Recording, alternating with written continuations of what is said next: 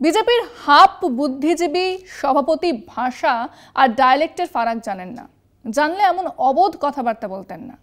উনি জানেন না যে এই বাংলার দক্ষিণের সুন্দরবন অঞ্চলে, রাঢ় অঞ্চল বীরভূমে, ওদিকে পুরুলিয়া বাঁকুড়াতে, অন্যদিকে মুর্শিদাবাদ মালদাতে, ওপরে কোচবিহার দিনাজপুরে ডায়ালেক্ট বা উপভাষা আলাদা, একেবারেই আলাদা।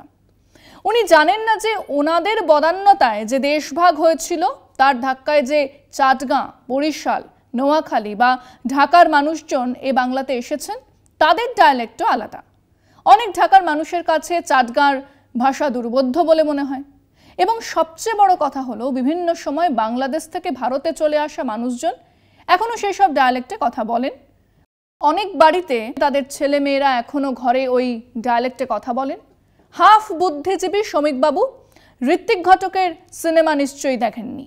দেখলে বুঝতে পারতেন দ্বিখণ্ডিত এই বাংলার মানুষেরা কি অনায়াসেই পূব বাংলার ডায়ালেক্টে কথা বলেন।